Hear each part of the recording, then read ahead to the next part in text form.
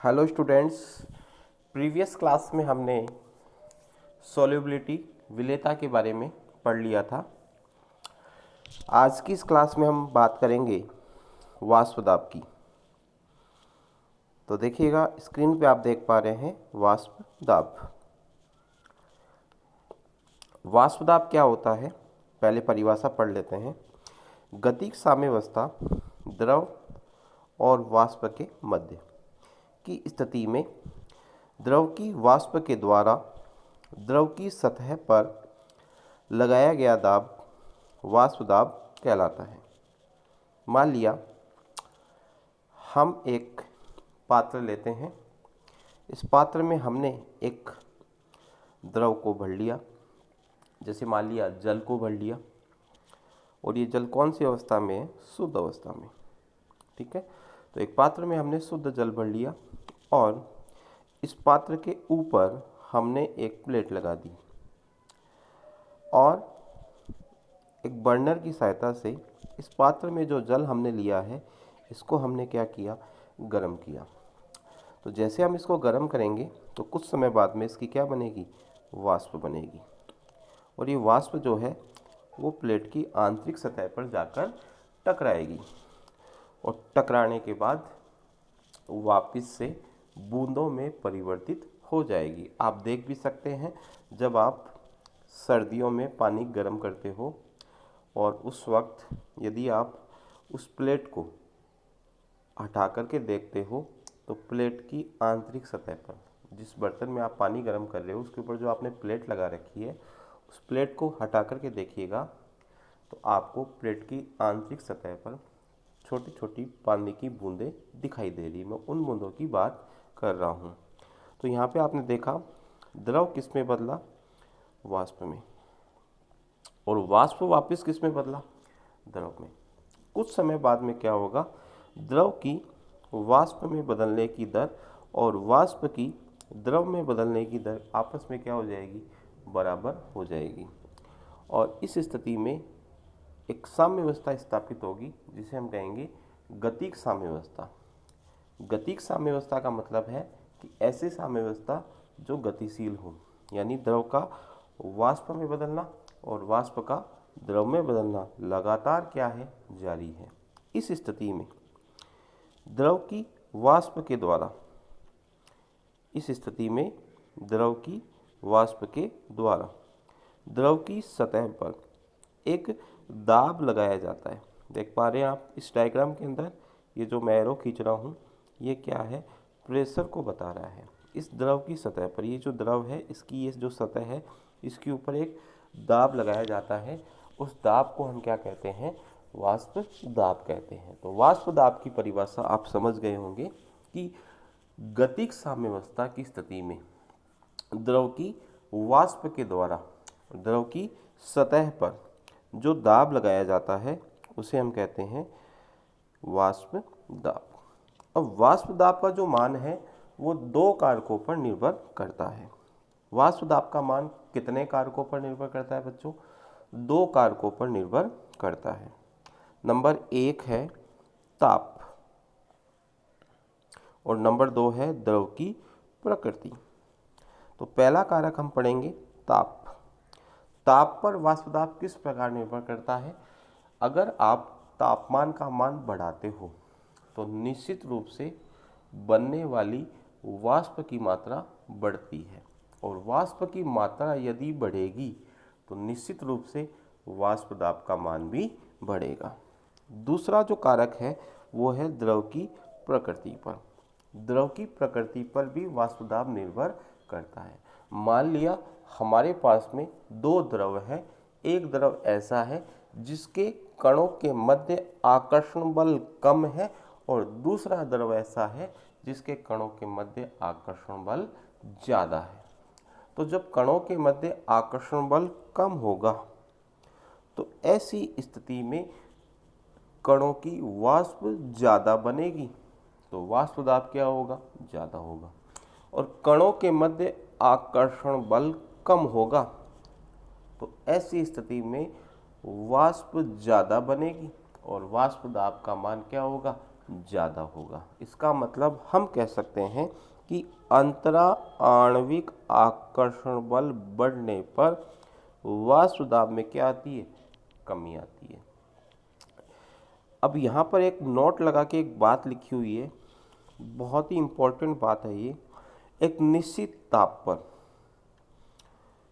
वाष्प दाब का मान शुद्ध द्रव के लिए निश्चित होता है। एक निश्चित ताप पर वाष्प दाब का मान शुद्ध द्रव के लिए क्या होता है, निश्चित होता है, मतलब वो एक स्थिरांक होता है। ये बात आगे काम में आने वाली है, ध्यान से सुन लीजिएगा एक बार वापस से। एक निश्चित ताप पर वाष्प दाब का मान शुद्ध द्रव के लिए क्या होता है, निश्चित होता है। बात करेंगे बच्चों हम वाष्प दाब के मात्रक की। तो वाष्प दाब के वही मात्रक है जो दाब के मात्रक होते हैं, क्योंकि वाष्प दाब भी एक प्रकार का क्या है, दाब है। और दाब के क्या क्या मात्रक आप पढ़ते हो, आप पढ़ते हो सर, हम एटीएम पढ़ते हैं, हम एमएमएचजी पढ़ते हैं, हम पास्कल पढ़ते हैं, बार पढ़ते हैं और क्या पढ़ते हैं, टार पढ़ते हैं। अब कुछ संबंध है वो आपको याद रखने। एक एटीएम बराबर 760 mmHg होता है।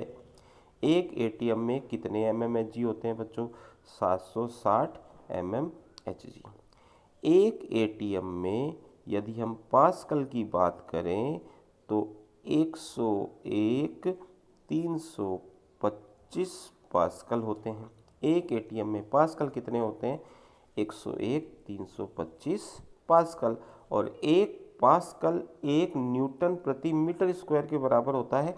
तो हम ये भी बोल सकते हैं कि एक एटीएम में 101 325 न्यूटन प्रति मीटर स्क्वायर होता है। यदि हम बात करें एक एटीएम में कितने बार होते हैं, तो एक एटीएम में बार होते हैं 1.01325। और यदि हम बात करें एक एटीएम में कितने टार होते हैं, तो एक एटीएम में टार होते हैं 760 टार। तो ये आपको मैंने बताए वाष्प दाब के मात्रक और उनमें क्या है संबंध। चलिएगा आप इसको पढ़ भी सकते हैं, ये लिखा हुआ है mmHg। एक एटीएम में कितने mmHg, 760। पास्कल कितने, 101 325। बार कितने, 1.01325। और टार कितने, 760 टार। अब देखिएगा वाष्प दाब का जो अध्ययन है वो दो बिंदुओं के अंतर्गत किया जाता है। वाष्प दाब का अध्ययन कितने बिंदुओं के अंतर्गत किया जाता है, दो बिंदुओं के अंतर्गत किया जाता है। पहला बिंदु होगा द्रव विलयन का वाष्प दाब और दूसरा बिंदु होगा ठोस द्रव विलयन का वाष्प दाब। तो बताइएगा वाष्प दाब का अध्ययन कितने बिंदुओं के अंतर्गत करते हैं, वाष्प दाब का अध्ययन किया जाता है दो बिंदुओं के अंतर्गत। पहला बिंदु है द्रव विलयन का वाष्प दाब, यानी हमने एक ऐसा विलयन बनाया जिसमें दो अवयव थे और दोनों ही कौन सी अवस्था में थे, द्रव अवस्था में। तो ऐसे विलयन का जो कुल वाष्प दाब होगा ना, वो उस विलयन में उपस्थित दोनों अवयवों के, दोनों द्रवों के आंशिक वाष्प दाबों के योग के क्या होगा, बराबर। तो यहाँ पर देखिएगा, पढ़ते हैं इसको। जब दो द्रवों ए व बी को, दो द्रव हैं ए एवं बी को परस्पर मिश्रित करके विलयन बनाया जाता है, तो बनने वाले विलयन का कुल वाष्प दाब Ps दोनों द्रवों के आंशिक वाष्प दाबों P' व P' के योग के क्या होता है, बराबर होता है। अब बात आती है कि सर यहाँ पे ये आंशिक शब्द कहाँ से आ गया। तो बच्चों मैं आपको एक बात बताना चाहता हूँ, जब कोई द्रव शुद्ध अवस्था में होता है तो उसके वाष्प दाब को कहा जाता है शुद्ध अवस्था में वाष्प दाब। लेकिन जब वो द्रव किसी दूसरे द्रव के साथ मिल जाता है, जब वो द्रव किसी दूसरे द्रव के साथ मिश्रित होकर विलयन बना लेता है, तो अब उस द्रव के वाष्प दाब को उस विलयन में व्यक्त करने के लिए एक शब्द काम में लेते हैं, आंशिक। तो विलयन में किसी द्रव का जो वाष्प दाब होता है उसे आंशिक वाष्प दाब कहा जाता है। क्या कहा जाता है? आंशिक वाष्प दाब। जैसे मान लीजिएगा एक परिवार है, उसमें 2 फैमिली है, मतलब एक परिवार में 2 भाई हैं, एक का नाम है राम और दूसरे का नाम है श्याम। ठीक है, राम की तनख्वाह मान ली 15,000 रुपये महीने है और श्याम की तनख्वाह मैंने मान ली 25,000 रुपये महीने है। उस घर का जो कुल खर्चा है वो मैंने मान लिया 35,000 रुपये। कितने हैं? 35। इसमें से 10,000 रुपये राम दे रहा है और 25,000 रुपये कौन दे रहा है? श्याम दे रहा है। तो यहाँ पर आपने एक चीज़ नोट की होगी कि 10,000 रुपये का योगदान तो राम दे रहा है और 25,000 रुपये का योगदान कौन दे रहा है? श्याम दे रहा है। इसका मतलब यहाँ पर हम बोलेंगे आंशिक योगदान राम कर रहा है और आंशिक योगदान श्याम कर रहा है। तो वो वाली बात है बच्चों, जब विलयन की हम बात करेंगे ना, तो उसमें दोनों द्रवों के जो वाष्प दाब होंगे उनके पहले हम कौन सा शब्द लगाएंगे? आंशिक शब्द लगाएंगे और उसको व्यक्त करने के लिए हम डेस पी डेस ए प्लस पी डेस बी शब्द काम में लेंगे। तो बताइएगा विलयन का जो कुल वाष्प दाब होगा वो किसके बराबर होगा? पी एस बराबर पी डेस ए प्लस पी डेस बी। अगर मान लो इस विलयन में 3 अवयव होते तो बताओ पी एस बराबर क्या होता? पी डेस ए plus P dash B plus P डेस सी। 4 अवयव होते तो आगे क्या जुड़ जाता? पी डेस डी जुड़ जाता। लेकिन हमारे सिलेबस में जो विलयन है वो द्विअंगी विलयन है। तो द्विअंगी विलयन के लिए हम कहेंगे कि विलयन का जो कुल वाष्प दाब होगा वो दोनों अवयवों के आंशिक वाष्प दाबों के योग के क्या होगा?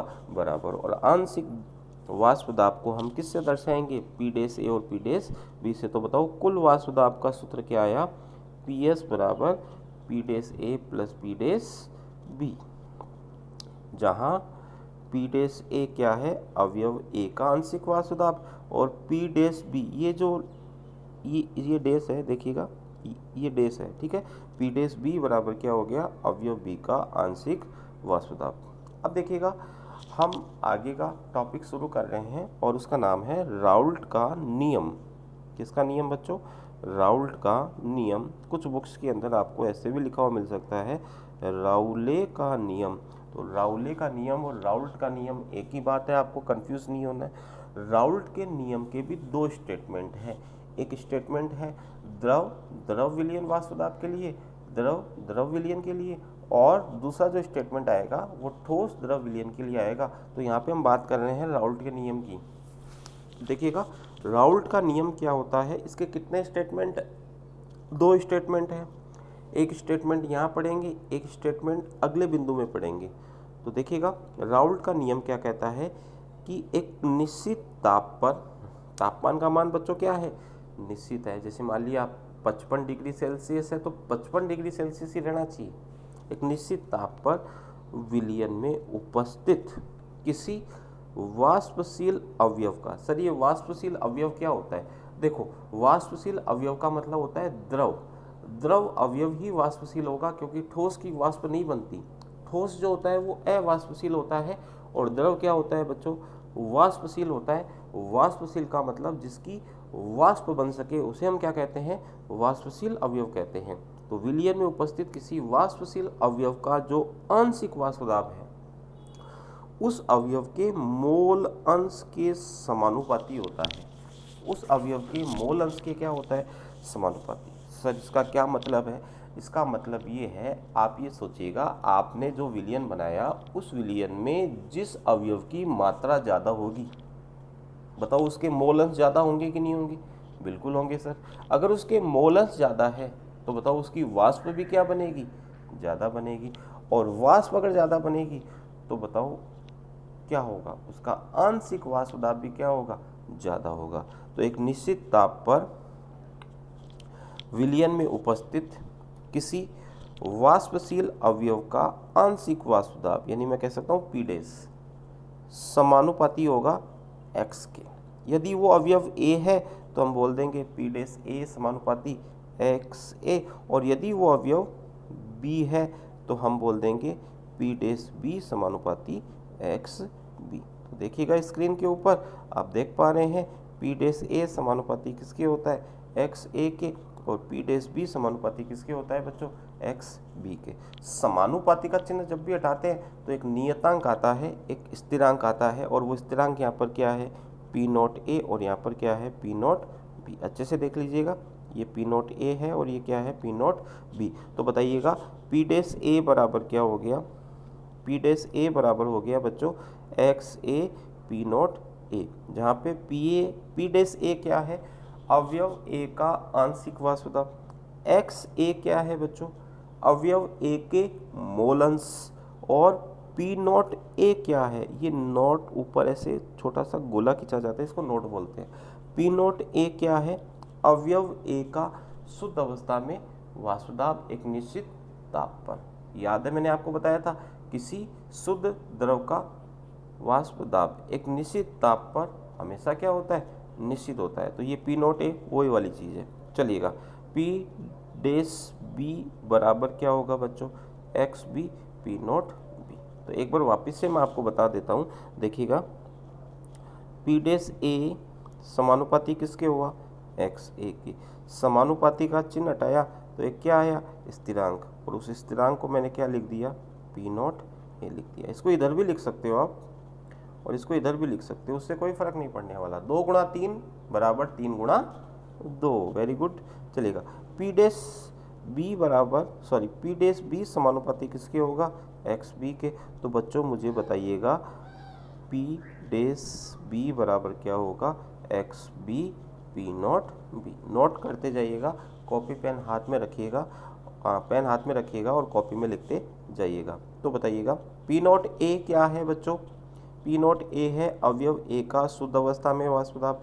पी नॉट बी क्या है बच्चों, अवयव बी का शुद्ध अवस्था में वाष्पदाब। तो समीकरण 1 से हम क्या कह सकते हैं, हम कह सकते हैं कि पी एस बराबर, समीकरण 1 क्या थी, समीकरण 1 थी पी एस बराबर P dash A plus P dash B. P dash A और पी डैश बी के मान रखेंगे तो बताओ पी एस बराबर क्या आएगा, X A P naught A plus X B P naught B. तो ये आ गया हमारा संबंध, समीकरण नंबर 2। बहुत ही इंपॉर्टेंट इक्वेशन है जो न्यूमेरिकल सॉल्व करते समय हमारे काम में आएगी। चलिएगा उपरोक्त राउल्ट का जो नियम मैंने आपको बताया वो द्रव विलयन के लिए था, ठीक है। वाष्पशील विलय युक्त विलयन के लिए क्या था, राउल्ट का नियम था। अब हम बात करेंगे ठोस द्रव विलयन का वाष्पदाब। जब किसी ठोस विलय, बताओ ठोस विलय कैसा होगा बच्चों, अवाष्पशील होगा कि नहीं होगा, मैंने बताया था, क्योंकि ठोस की वाष्प नहीं बनती। जिसकी वाष्प बने उसको वाष्पशील कहते हैं, और जिसकी वाष्प ना बने उसे हम क्या कहते हैं, अवाष्पशील कहते हैं। तो जब किसी ठोस विलय को द्रव विलायक में घोलकर विलयन बनाया जाता है तो बनने वाले विलयन का वाष्पदाब द्रव विलायक की तुलना में कम हो जाता है। वाष्पदाब में होने वाली इस कमी को क्या कहते हैं, वाष्पदाब में अवनमन कहा जाता है। सर कुछ समझ में ही नहीं आया क्या लिखा हुआ है ये, देखो मैं आपको समझाता हूँ। जैसे मान लिया मेरे पास एक पात्र के अंदर पानी भरा हुआ है, शुद्ध पानी है, शुद्ध जल, ठीक है, और इसका मैंने वाष्पदाब मान लिया P naught B, P naught B मान लिया। क्या मान लिया, पी नॉट बी मान लिया। अब क्या किया मैंने, अब मैंने क्या किया कि ये जो शुद्ध जल है ना, इसमें नमक घोल दिया, ये नमक हो गया। अब बताओ नमक घोलते ही एक विलयन बन जाएगा, तो विलयन का जो वाष्पदाब है वो मैंने मान लिया पी एस। तो ये क्या कह रहा है कि जो पी एस होगा ना वो पी नॉट बी की तुलना में कम होगा। पी नॉट बी बड़ा होगा किसकी तुलना में, पी एस की तुलना में। इसका मतलब जैसे ही विलयन बनेगा तो विलयन का जो वाष्पदाब है पी एस वो क्या हो जाएगा बच्चों, वो कम हो जाएगा। किसकी तुलना में कम हो जाएगा, वो विलायक की तुलना में क्या हो जाएगा, शुद्ध विलायक की तुलना में क्या हो जाएगा, कम हो जाएगा। सर बात अच्छे से समझ में नहीं आई, वापिस से समझाता हूँ। देखो जैसे मान लिया एक पात्र है, इसमें आपने जल ले रखा है, क्या ले रखा है, जल। और इसका वाष्प दाब मैंने मान लिया, कल्पना कर रहे हैं एक निश्चित ताप पर इसका वाष्प दाब मैंने मान लिया 50 ATM, सॉरी इसका वाष्प दाब ज़्यादा मैंने मान लिया 0.5 ATM। कितना मान लिया, 0.5 ATM। अब मैंने इसके अंदर नमक घोल दिया, इसके अंदर मैंने क्या घोल दिया, नमक घोल दिया। तो नमक घोलते ही बताओ विलयन बन जाएगा। इस विलयन का जो वाष्प दाब होगा वो 0.5 से क्या होगा, कम होगा। 0.5 किसका था, शुद्ध विलायक का। अब मान लिया हो गया 0.3। तो बताओ कमी कितनी की आई, 0.2 की। ये जो 0.2 है ना, इसे हम कहते हैं वाष्प दाब में अवनमन। तो बताओ अगर मैं विलायक का वाष्प दाब P0B मानूं, विलयन का PS मानूं, तो बताओ P0B माइनस PS क्या होगा, वाष्प दाब में अवनमन। तो आपसे वाष्प दाब में अवनमन की परिभाषा पूछी जाती है। वाष्प दाब में अवनमन की परिभाषा आप क्या बताएंगे, आप बताएंगे जब किसी ठोस विलय को द्रव विलायक में घोलकर विलयन बनाया जाता है तो बनने वाले विलयन का वाष्प दाब द्रव विलायक की तुलना में कम हो जाता है। वाष्प दाब में होने वाली इस कमी को क्या कहते हैं, वाष्प दाब में अवनमन कहते हैं या कहा जाता है। चलिएगा, अब बात आती है कि सर ये वाष्प दाब में कमी हुई क्यों, वाष्प दाब में कमी हुई क्यों, ऐसा क्या हुआ कि बनने वाले विलयन का वाष्प दाब कम हो गया। तो उसका कारण क्या है, समझिएगा। विलयन की सतह पर ठोस व द्रव दोनों के कणों की उपस्थिति के कारण विलयन को गर्म करने पर सतह छोड़ने वाले द्रव कणों की संख्या घट जाती है, अतः वाष्प दाब में क्या आती है, कमी आती है। सर क्या मतलब हुआ इस बात का, देखिएगा, समझिएगा, सुनिएगा।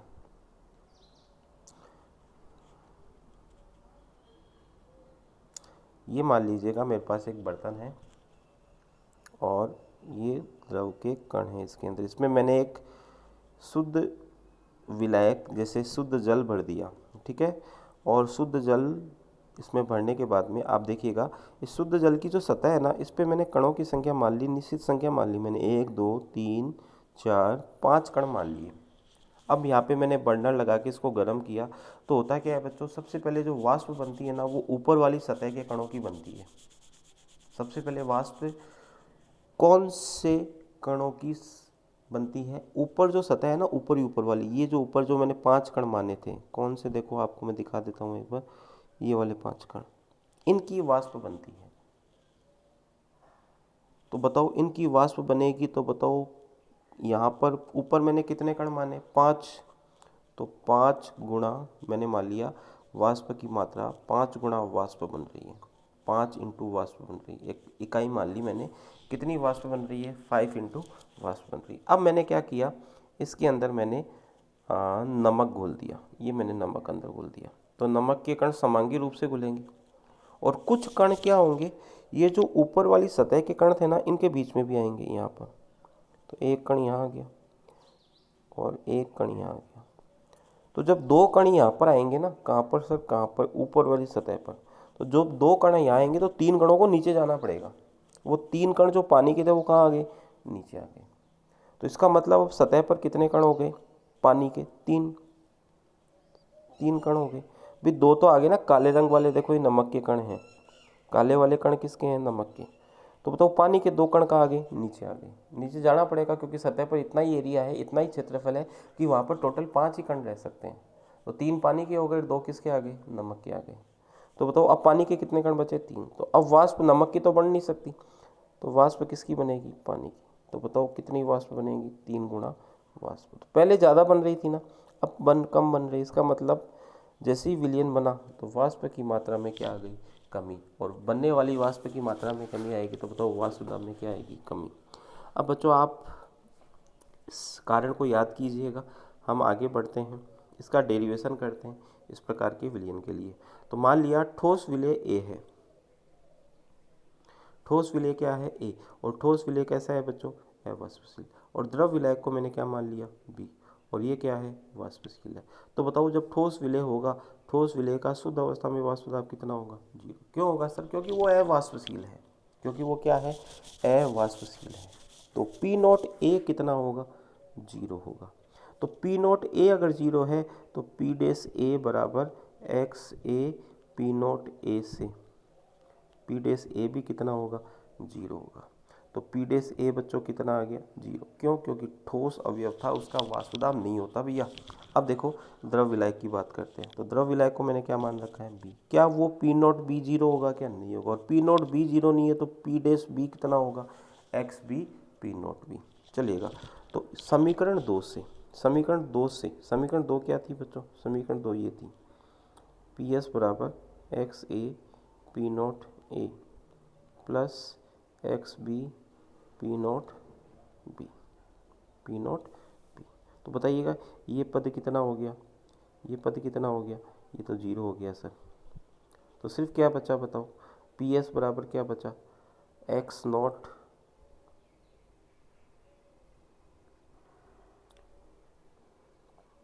ये कितना हो गया बच्चों? ये तो हो गया 0। तो पी एस बराबर क्या बचा? X B P naught B बच गया।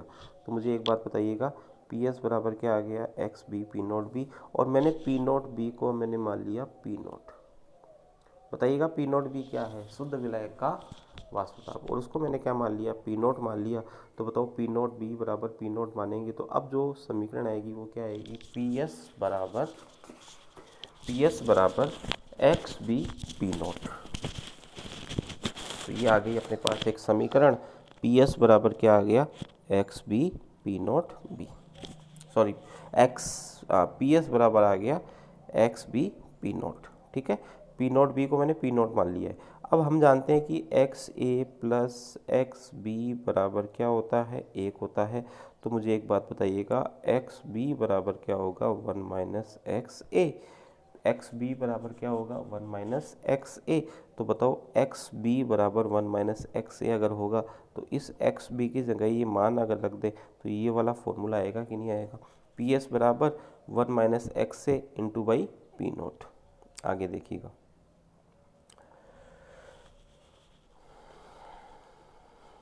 आगे देखिएगा, ये जो ब्रैकेट है इसको मैं ओपन कर देता हूँ, ये वाला ब्रैकेट। तो पी नोट इससे मल्टीप्लाई हो जाएगा।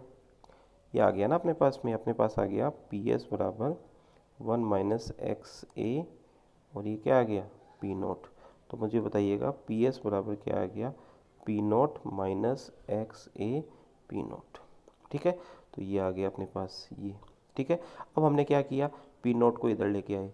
तो पी नोट को इधर लेके आओगे, वापस से समझा देता हूँ मैं। ये देखिएगा, इस ब्रैकेट को ओपन करके ये वाली समीकरण आ जाएगी। अब क्या करेंगे? पी एस को इधर लेके आएंगे। तो जैसे ही पी एस को इधर लेके आएंगे तो P naught minus P S बराबर क्या हो जाएगा? X A P note. जहाँ पी नोट क्या है बच्चों? शुद्ध विलायक का वाष्प दाब। पी एस क्या है बच्चों? विलयन का वाष्प दाब। पी एस क्या है बच्चों? विलयन का वाष्प दाब। और P naught minus P S बराबर क्या होगा? वाष्प दाब में अवनमन होगा। पी नोट ज़्यादा था और पी एस क्या हो गया? कम हो गया। तो P naught minus P S को हम क्या कह सकते हैं? वाष्प दाब में अवनमन कह सकते हैं। एक बार वापस से मैं बता देता हूँ, देखिएगा, हमारे पास समीकरण थी पी एस बराबर X B P naught B. P naught B को मैंने पी नोट मान लिया था। तो पी एस बराबर आ गया एक्स बी पी नोट। सही बात है। चलिएगा, एक्स बी के स्थान पे मैंने क्या रख दिया? 1 माइनस एक्स ए। यहाँ पे क्या लिख दिया? P note. अब मैंने इस ब्रैकेट को क्या किया? ओपन किया। तो बताओ क्या आया? इस पी नोट को 1 से मल्टीप्लाई करो तो पी नोट आएगा minus x A P note आएगा। अब मैंने क्या किया? पी एस को मैं इधर लेके आ गया और इसको मैं इधर लेके आ गया। तो मेरे पास क्या समीकरण आई? मेरे पास समीकरण I P naught minus P S बराबर एक्स ए पी नोट। तो ये वाली समीकरण आ चुकी है, ध्यान से सुनिएगा। पी नोट क्या है? शुद्ध विलायक का वाष्प दाब। पी एस क्या है? विलयन का वाष्प दाब। एक्स ए क्या है? विलय के मूल अंश। और पी नोट क्या है? शुद्ध विलायक का वाष्प दाब। चलिएगा, ये जो P naught minus P S आया ना, इसको हम कहते हैं वाष्प दाब में अवनमन। तो वाष्प दाब में अवनमन ये लिखा हुआ देखिएगा। वाष्प दाब में अवनमन क्या होता है? P naught minus P S. अब इस समीकरण से अगर इस पी नोट को मैं यहाँ बट्टे में लेके आ जाऊँ तो P naught minus P S बटा पी नोट बराबर क्या हो जाएगा? एक्स सी। ठीक है, अब देखिएगा एक्स ए का मान चाहिए हमें, तो हमने मान लिया विलय के मोल स्मॉल एन, विलायक के मोल कैपिटल एन, तो एक्स ए बराबर क्या होगा बच्चों, मैंने बताया था एक्स ए विलय के मोल अंश क्या होगा, विलय के मोल बटा कुल मोल। ठीक है बच्चों, तो बताओ P naught minus P S बटा पी नोट बराबर क्या आ गया, स्मॉल एन बटा small N plus capital N बराबर क्या आ गया, एक्स ए आ गया। अब देखिएगा ये जो P naught minus P S बटा पी नोट है ना, इसे कहते हैं वाष्प दाब में आपेक्षिक अवनमन, और एक्स ए क्या होता है, विलय के मूलंश। इसका मतलब हम कह सकते हैं कि वाष्प दाब में आपेक्षिक अवनमन, ये वाष्प दाब में आपेक्षिक अवनमन कहलाता है।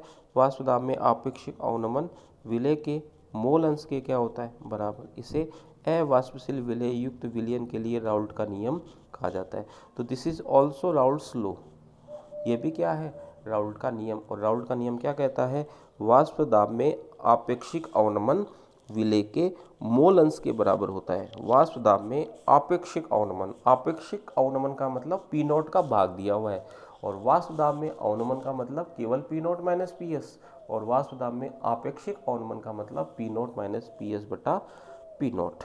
तो ये बात कर ली हमने वाष्प दाब में आपेक्षिक अवनमन की।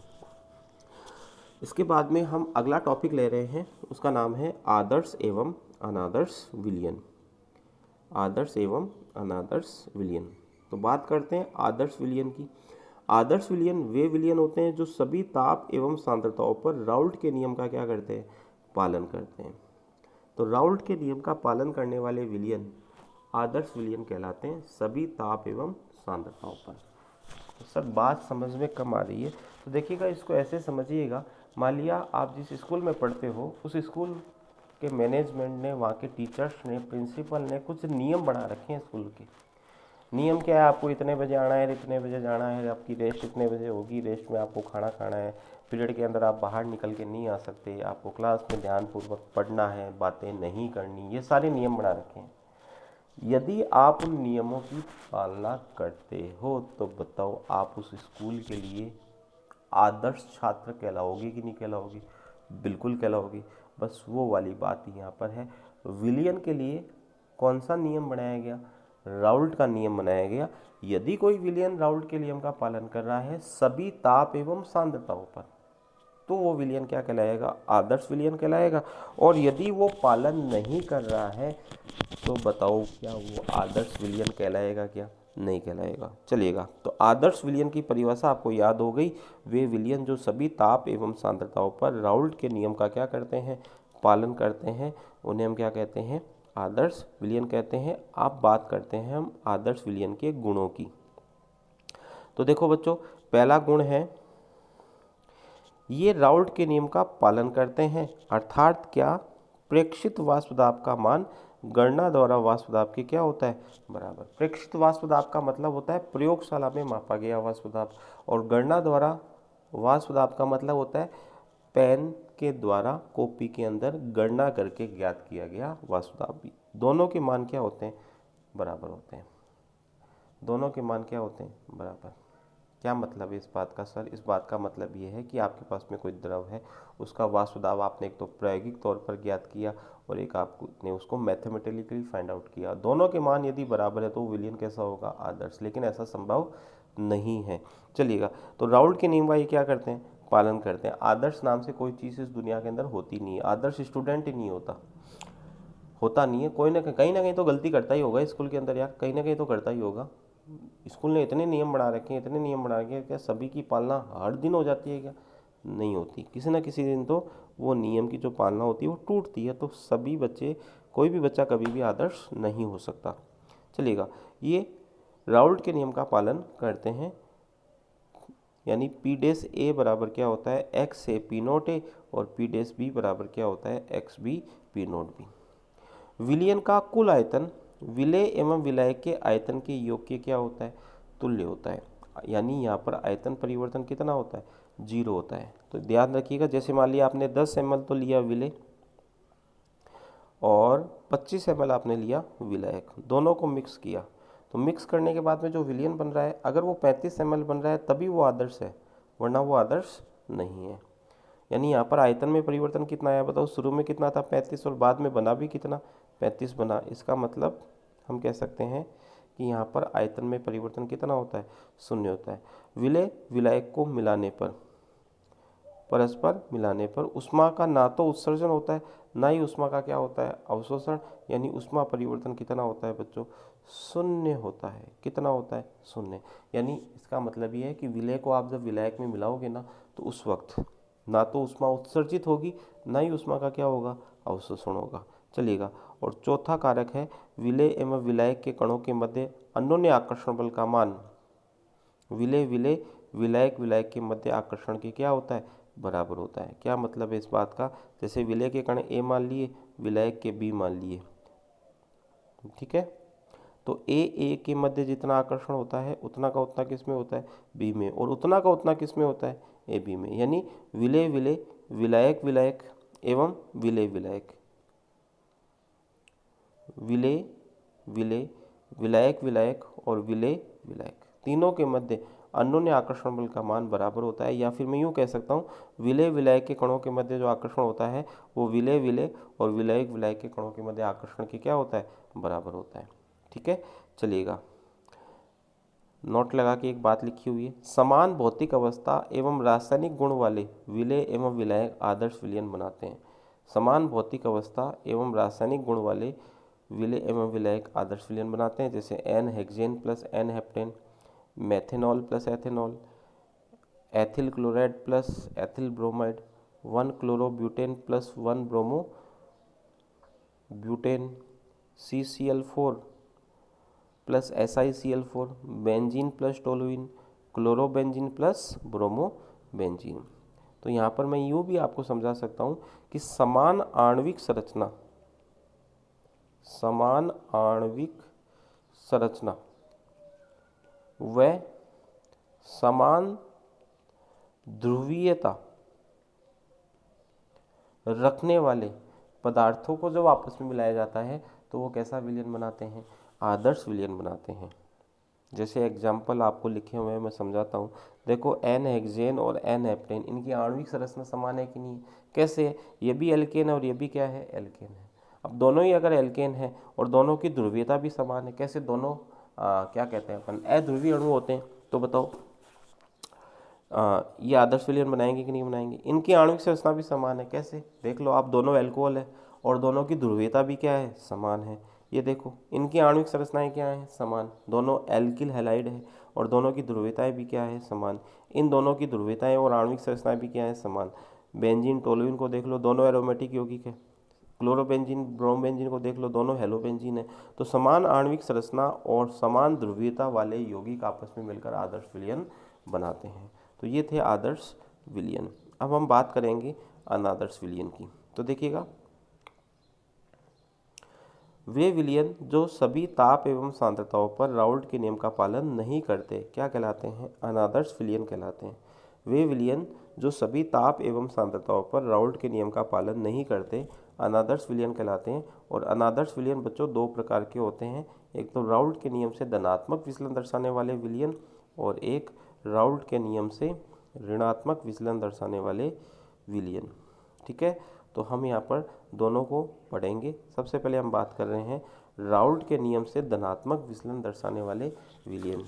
राउल्ट के नियम से धनात्मक विचलन दर्शाने वाले विलयनों की यदि हम बात करते हैं तो देखिएगा, इनके निम्नलिखित गुण होते हैं। पहला गुण क्या है, प्रेक्षित वाष्प दाब का मान परिकलित, परिकलित का मतलब गणना द्वारा राउल्ट के नियम से वाष्प दाब से क्या होता है, ज़्यादा होता है। यानी प्रयोगशाला में मापोगे जब तो ज़्यादा मिलेगा, और पेन लेकर के कॉपी में मैथमेटिकली ज्ञात करोगे तो वाष्प दाब क्या मिलेगा, कम मिलेगा। इसका मतलब हम कह सकते हैं पी डेस ए बड़ा होता है किससे, X A P naught A से, और पी डेस बी बड़ा होता है X B P naught B से, और पी एस का मान भी किससे बड़ा होगा, पी डेस ए प्लस पी डेस बी से।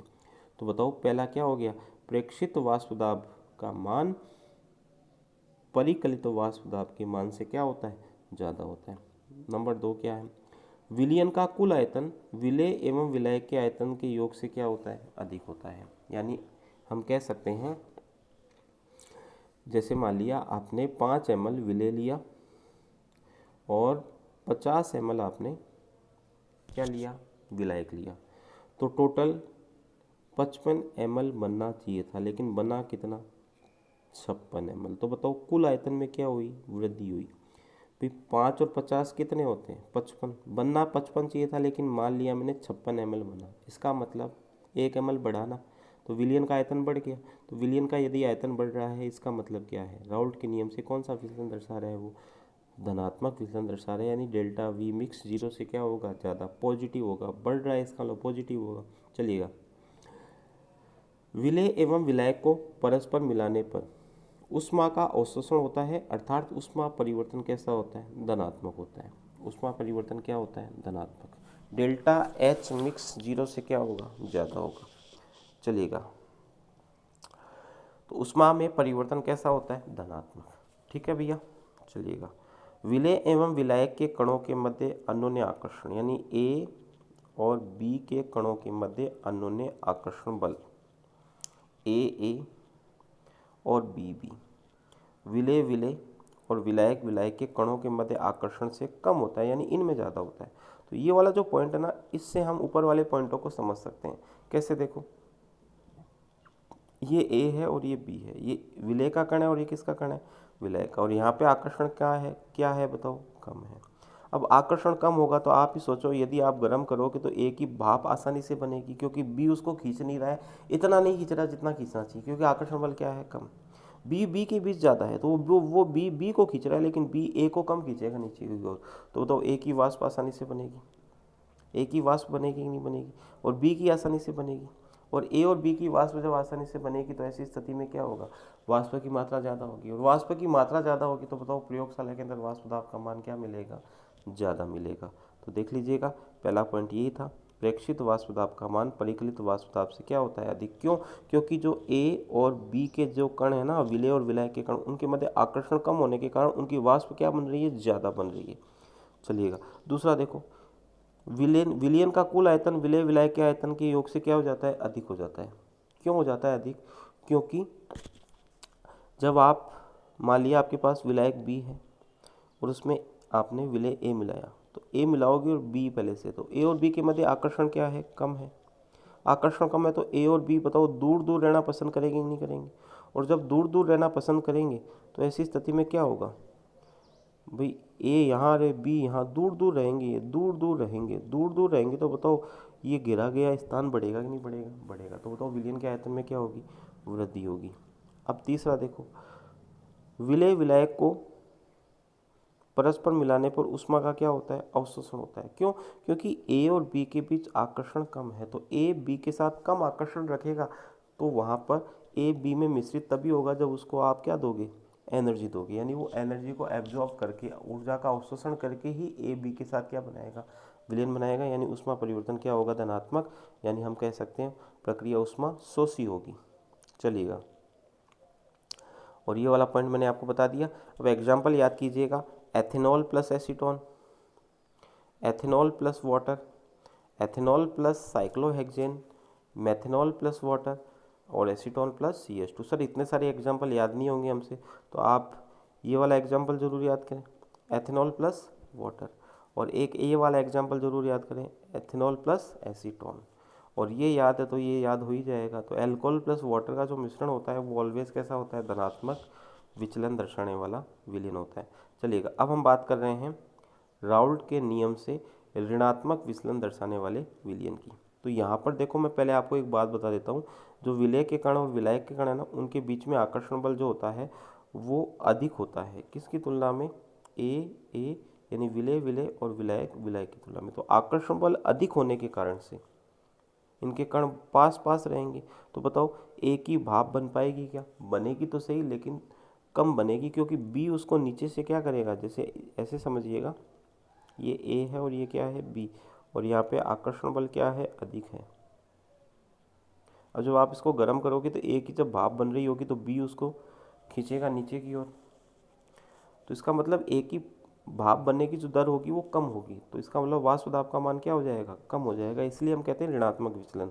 तो प्रेक्षित वाष्प दाब का मान परिकलित वाष्प दाब से क्या होता है, कम। P dash A less than x A P naught A, P dash B less than x B P naught B. विलयन का आयतन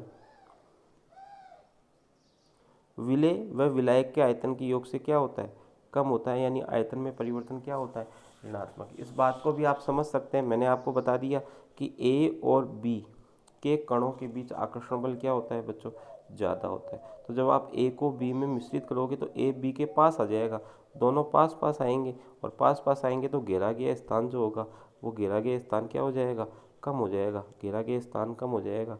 ऐसी स्थिति के अंदर क्या होगा बच्चों, आयतन में कमी आएगी। कमी किस प्रकार आएगी, जैसे मान लिया 5 ml आपने लिया विलय और 25 ml आपने लिया विलायक, तो ये 29 ml रह गया। इसका मतलब होना 30 चाहिए था। 30 कब होता, जब वो विलयन आदर्श होता, लेकिन 29 रह रहा है। इसका मतलब विलयन के आयतन में क्या आ रही है, कमी आ रही है। इसका मतलब आयतन में परिवर्तन क्या हो गया, ऋणात्मक हो गया। विलय और विलायक को परस्पर मिश्रित करने पर ऊष्मा का क्या होता है, उत्सर्जन होता है, यानी डेल्टा एच मिक्स क्या होती है, नेगेटिव। क्यों, क्योंकि ए बी के साथ खुद ही मिलना चाह रहा है, खुद ही चाह रहा है, क्योंकि उनके बीच आकर्षण क्या है, ज़्यादा। और ये प्रक्रिया क्या होगी, स्वतः होगी, और स्वतः प्रक्रिया के लिए ऊष्मा का क्या होगा, उत्सर्जन होगा। चलिएगा, विलय विलायक के कणों के मध्य अन्योन्य आकर्षण बल विलय विलय विलायक विलायक से क्या होता है, अधिक होता है। ये मैंने आपको बता ही दिया।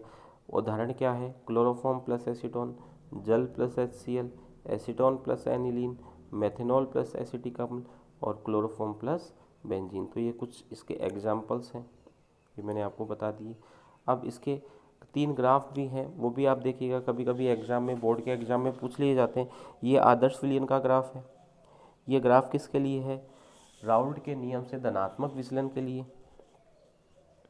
और ये ग्राफ किसके लिए, राउल्ट के नियम से ऋणात्मक विचलन के लिए। तो ग्राफ को पहले मैं समझा देता हूँ ड्रॉ करके, देखिएगा। सबसे पहले मैं आदर्श विलयन का ग्राफ खींच रहा हूँ। तो हम क्या करते हैं, इसके अंदर 2 वाई एक्स लेते हैं और एक कौन सी एक्स लेते हैं, एक्स एक्स। और इस एक्स एक्स के ऊपर हम क्या करते हैं, मैं इसको वापस बना लेता हूँ।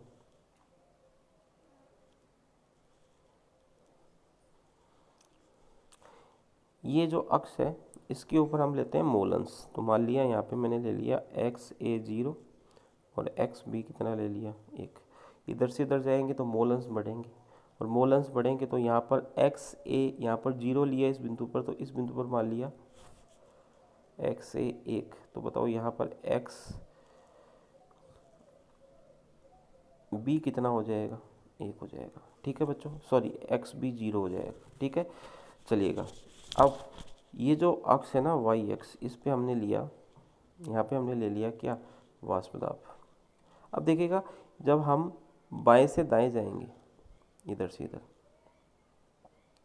तो क्या होगा, XA बढ़ रहा है। तो XA बढ़ेगा तो बताओ मुझे आप एक बात, P डे से बढ़ेगा कि नहीं बढ़ेगा, P डे से बढ़ेगा, ऐसे बढ़ेगा। तो ग्राफ ऐसे आएगा, और इस बिंदु पर हम कहेंगे P0A कितना होगा, ये P0A का बिंदु होगा।